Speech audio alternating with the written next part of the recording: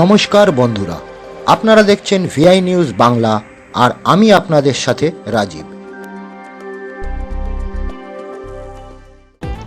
কাঞ্চনজঙ্ঘা এক্সপ্রেসের ভয়াবহ দুর্ঘটনায় এখনও পর্যন্ত পাওয়া খবর অনুযায়ী প্রাণ কেড়ে নিল প্রায় 11 জনের এবং 40 জনের ওপর আহত রয়েছে। কেউ কেউ হাসপাতালে মৃত্যুর সাথে লড়াই করছে। এটা তো কাঙ্ক্ষিত ছিল না আমাদের কাছে। জানা যাচ্ছে সিগন্যালিং ত্রুটির জন্য এই দুর্ঘটনা ঘটে। আমাদের আগের প্রতিবেদনে আমরা গ্রাফিক্সের মাধ্যমে দেখিয়েছি কিভাবে দুর্ঘটনাটা ঘটল। সূত্র মারফত খবর রয়েছে সকাল থেকেই স্বয়ংক্রিয় সিগন্যালে গন্ডগোল ধরা পড়ে। তারপর থেকেই পেপার সিগন্যালের মাধ্যমে চলছিল দুটো ট্রেন। অভিযোগ অতিরিক্ত গতিতে মালগাড়ি চালাচ্ছিলেন চালক এবং তার জন্যই এই দুর্ঘটনা। রেলের সূত্র অনুযায়ী জানা যাচ্ছে যে মৃত মালগাড়ির চালকের বিরুদ্ধেই এফআইআর রেলের জিআরপিতে করা হয়েছে। সহকারী চালকের বিরুদ্ধেও গাফিলতির অভিযোগ রয়েছে।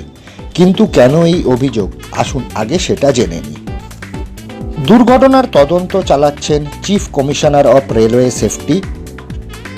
রাঙাপানি দুর্ঘটনার তদন্তে উঠে আসছে একাধিক তথ্য।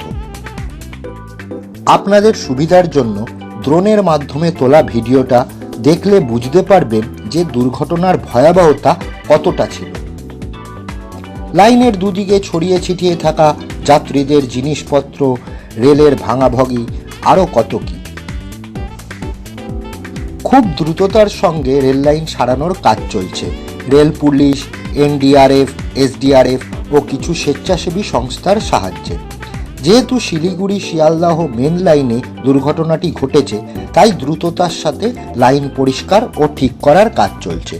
যত তাড়াতাড়ি লাইন ঠিক হবে তত তাড়াতাড়ি ট্রেন চালানো সম্ভব হবে। রাঙাপানি স্টেশন থেকে প্রথম 500 মিটারে মালগাড়ির গতিবেগ কম ছিল, ঘন্টায় 10 থেকে 15 কিলোমিটার। কিন্তু তারপরেই গতিবেগ উঠে যায় ঘন্টায় 30 থেকে 50 কিলোমিটার, যা সম্পূর্ণভাবে পেপার সিগন্যালের নিয়ম বিরুদ্ধ। এখন প্রশ্ন উঠছে, এক, পেপার সিগন্যালের নিয়ম কেন ভাঙলেন মালগাড়ির চালক? 2 নম্বর, সিগন্যাল ভেঙে মালগাড়ি এগোচ্ছে, কেন সতর্ক করল না গেটম্যান? 3 নম্বর, কেন সকাল থেকেই স্বয়ংক্রিয় সিগন্যাল খারাপ? প্রশ্ন থাকবে, তার তদন্ত হবে, যারা দোষী তাদের শাস্তি হবে, কিন্তু এতগুলো প্রাণ চলে গেল, এটাই বড় আক্ষেপ। অবশেষে লাইন পরিষ্কার করে ট্র্যাক সারাই করে প্রায় 1 দিন পর ট্রেন চলাচল শুরু হয়, কিন্তু এখনো পর্যন্ত সিগন্যাল ঠিক করা যায়নি। পেপার সিগন্যালের মাধ্যমেই সমস্ত ট্রেন রাঙাপানি স্টেশন পারাপার করছে। এই ত্রুটি একদিনের নয় এবং এই দুর্ঘটনার দায়ও কারোর একার নয়। আশা করি তদন্তে প্রকৃত দোষীরা ধরা পড়বে এবং উপযুক্ত শাস্তি পাবে।